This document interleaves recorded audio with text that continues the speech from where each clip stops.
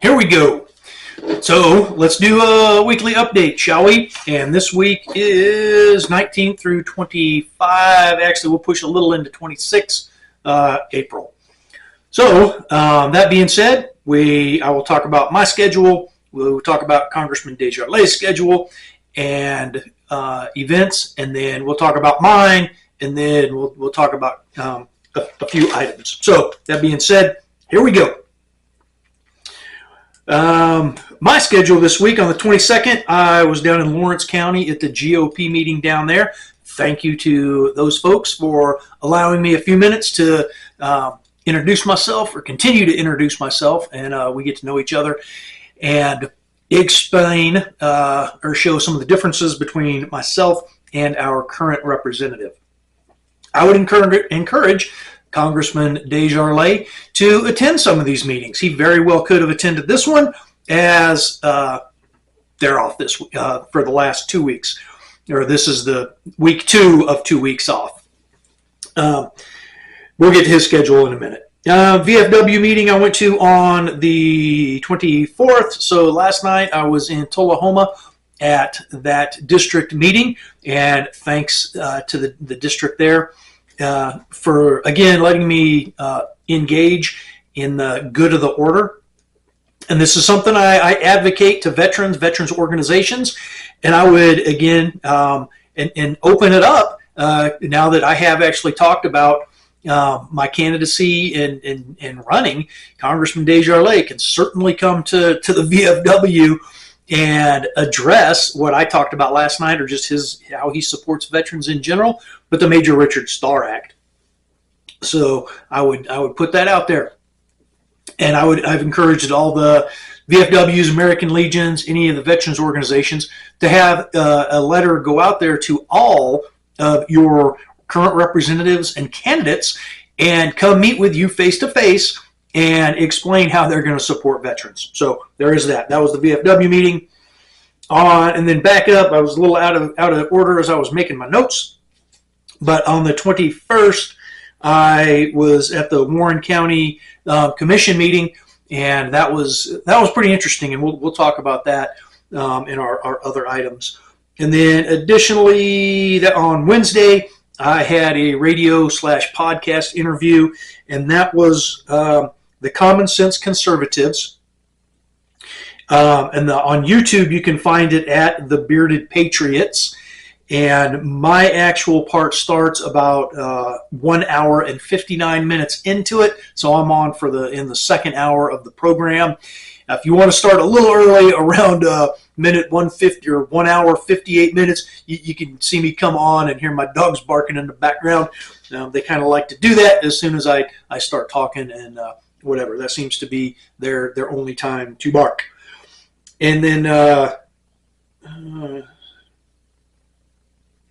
then just some other items I'm doing. I've picked back up. I'm going back over the U.S. Constitution for Dummies by Dr. Michael Arnheim, and then also picked up kind of a condensed version of Robert's Rules of Order, and then I think it's the 12th edition of Robert's Rules of Orders that I'll start reading through, in addition to the other Constitution book. I think I'm going to focus back in on the U.S. for Dummies anyway, and mix that stuff up and continue to do that sort of thing.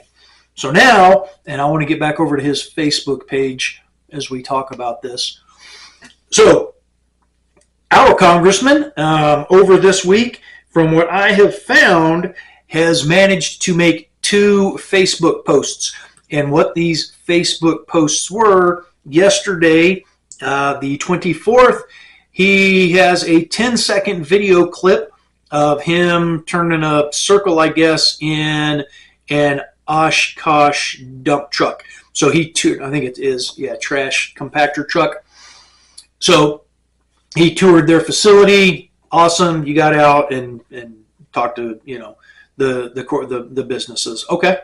And then on the 23rd of April, he was over in Sequatchie County, is where it looks like this picture was taken, with the Bledsoe County mayor and then the Sequatchie County executive. So he was out talking to some of the leadership out there.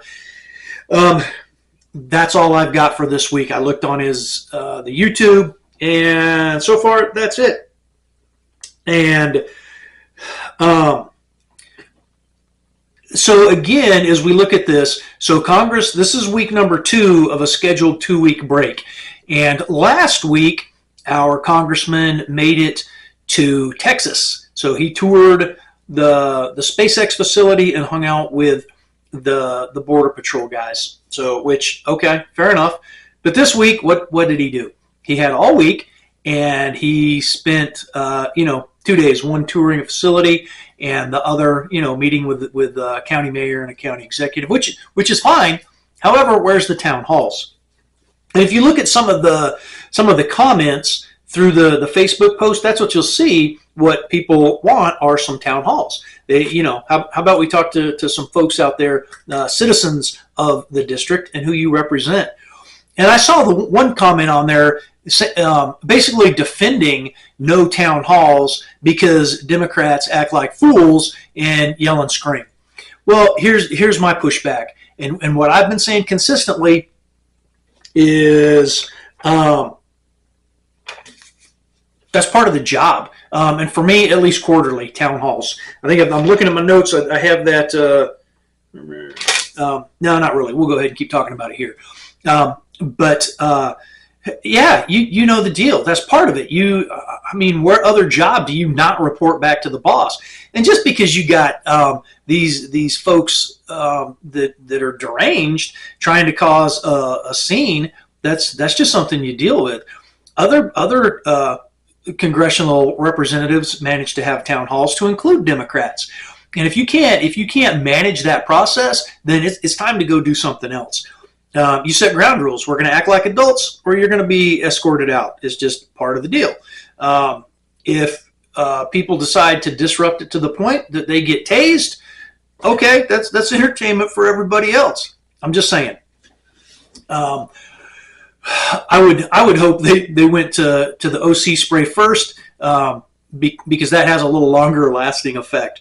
No, I don't want the OC spray brought out, especially inside, because that has potential to hit a lot of other people. So no, go ahead and tase them fools and get them out.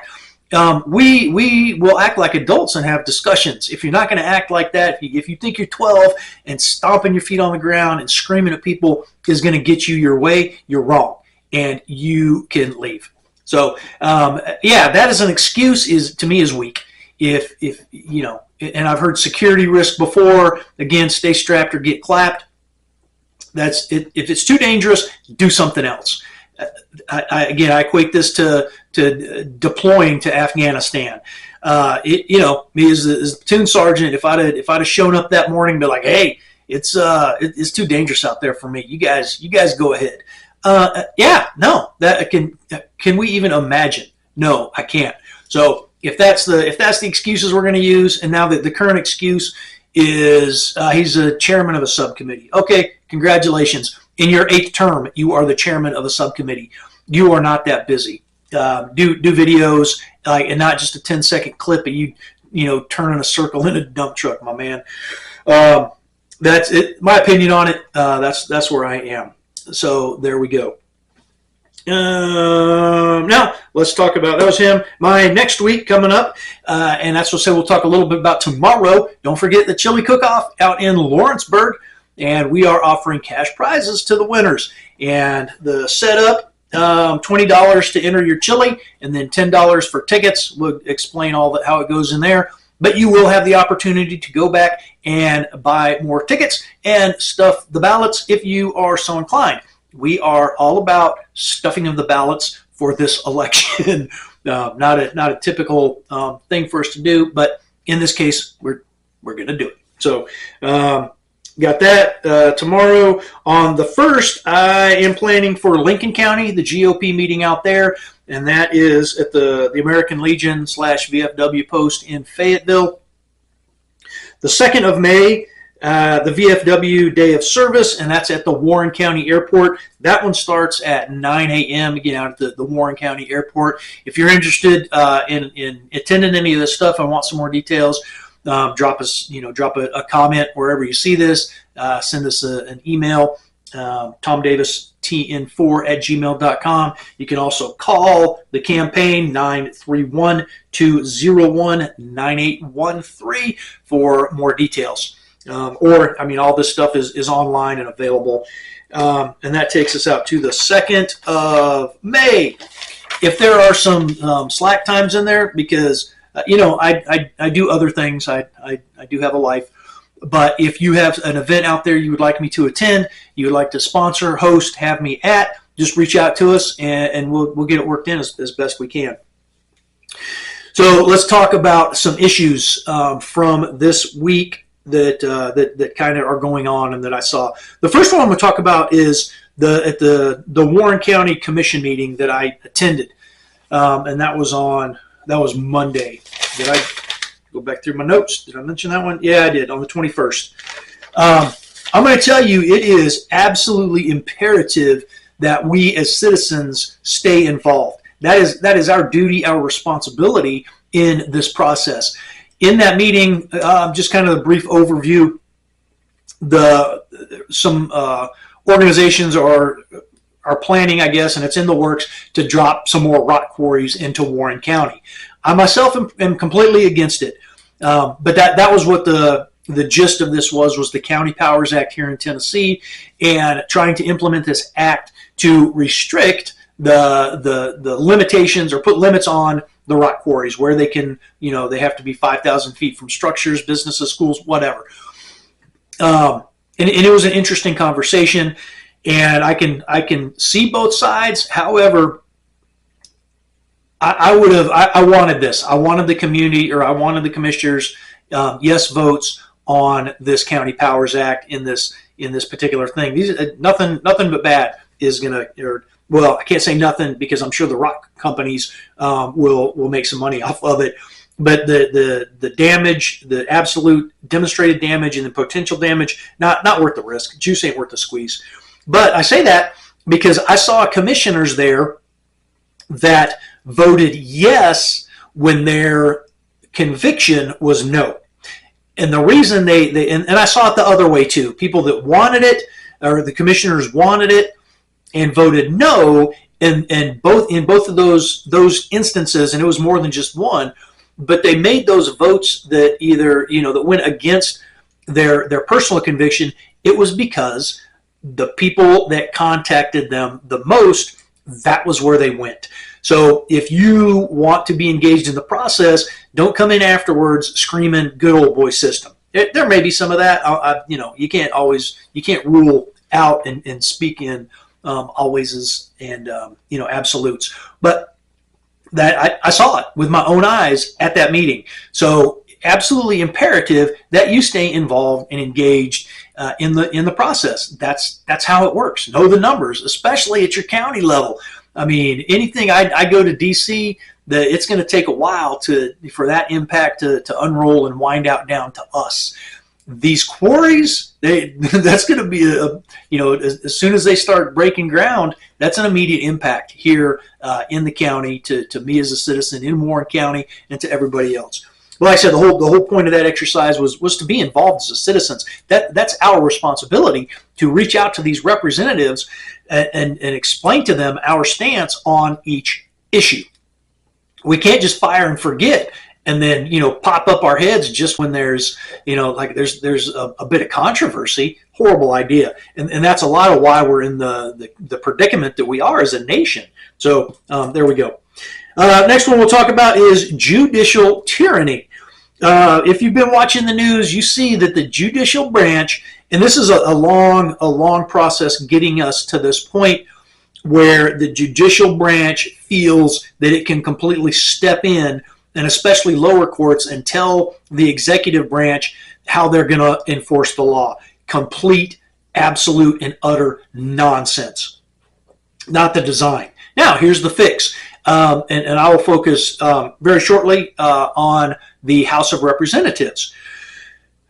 So here's the pushback. Here's how we handle this in the U.S. House of Representatives to start the process rolling. And the first one I'll talk about is what we've heard with Democrats, which is pack the courts. And I've done a video before on this.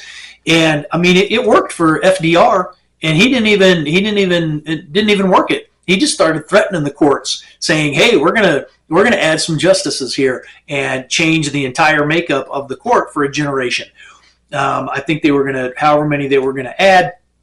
And then and guess what? Strangely enough, after that, the Supreme Court started coming back and ruling in favor of FDR and his New Deal. So I would say, actually, let's go ahead and do it, because the Supreme Court, including the Supreme Court and all these district judges, they're out of control. We are living under judicial tyranny. I mean, and it's very apparent. I mean, it wasn't too many years ago that Joe Biden thumbed his finger or nose, whatever. He told the Supreme Court to pound sand when they said, "Nah, dude, you cannot forgive those loans." Joe Biden said, "I don't care." President Trump is doing this, how he's going to do it. But I would like to see him get to the point where he tells the Supreme Court to pound sand. Now, how we deal with this? I would say let's go ahead and change to change the makeup of the Supreme Court. All it takes is legislation. Take a look at the Constitution, because it is up to the legislative branch to do that. They can make up more lower courts. They can impose or tell them, "Hey, your boundaries are within this district that you have been appointed to," and follow through on these impeachments of these tyrannical judges. And then same thing for the Supreme Court. And again, I would say let's add five judges. Make it so they tie, and then tie goes back to the legislative branch, and write better legislation when you do this stuff. Dial it in. Make it very clear what the scope of their authority is, and get it done. So that's a way to kind of deal with that. We'll talk a little bit about tariffs and the stock market. So I'm all for the tariffs. A couple different reasons, really. Just our own production and jobs in this country. Don't fall for that trap about importing either illegals or even legal immigration, that they're doing jobs that we as Americans don't want to do. Guess what? If the market will figure it out, guaranteed, the market will figure it out. Don't fall for that trap. And then for our own national defense, please explain to me why we in this country are not manufacturing our chips, or at least have that capacity, that capability, like they're at a moment's notice. I mean, it's completely ridiculous. And there's reasons. I'm not going to go into, unions and regulations and yada yada, but it's crazy, and it needs to be addressed like immediately, if not sooner. Stock market up and down.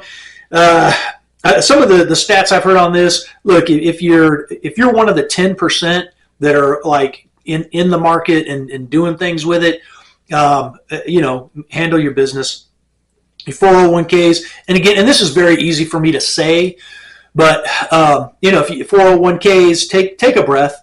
Just take a look back at the history of the stock market. It's probably overdue for this anyway, and it's very fickle. So, it's going to drop. That's the, time to get in. But just relax.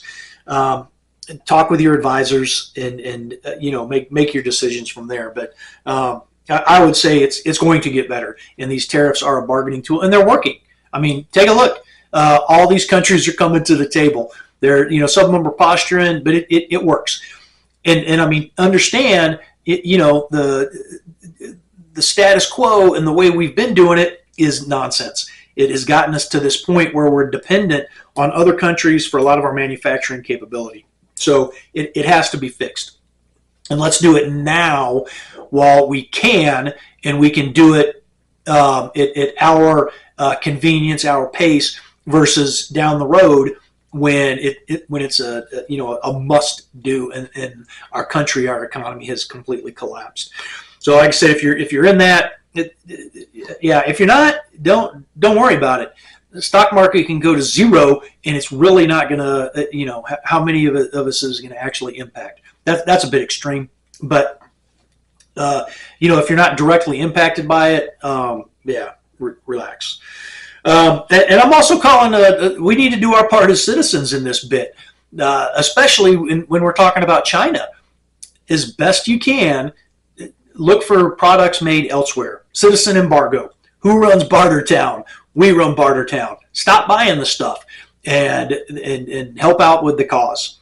So, look at the tag where it's made, find it for somewhere else. And I completely understand, because of how we have allowed ourselves to be, that it's going to be, I hate to say impossible, because there's a lot of things we could actually do without.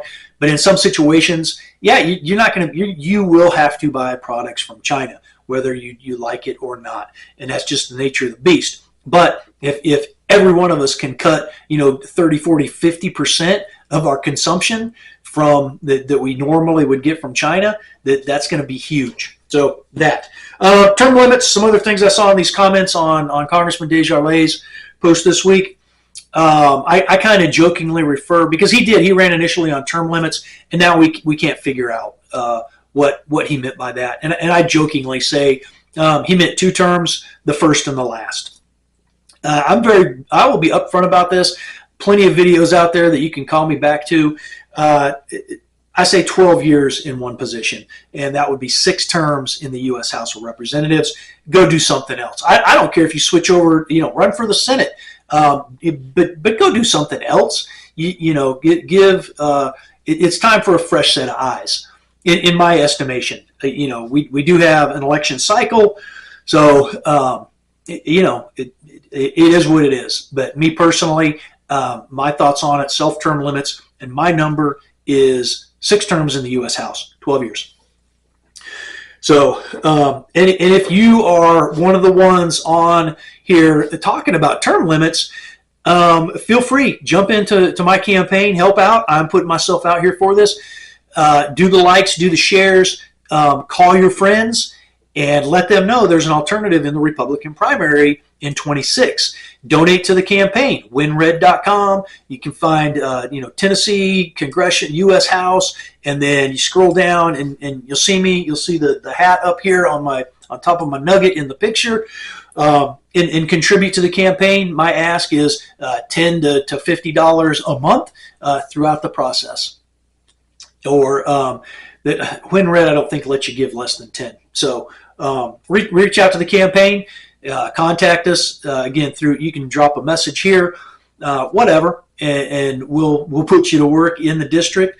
We're looking for some team captains out there in each of the counties. We got a few that have signed on, and it's picking up. So jump on and let's go. That's our responsibility as the citizens to be involved and stay with it. So okay, let's.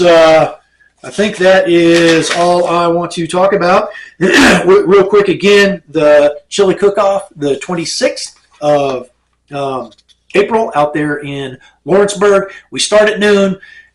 Starting to set up at noon. We'll start taste testing around 1, and then we'll wrap up. We will be wrapped up by 4, probably 3 o'clock. We'll quit taste. We'll stop the testing unless we got a lot of people. And then we'll just kind of we'll get everything tallied up, give our winners, and again, cash prizes for first, second, and third.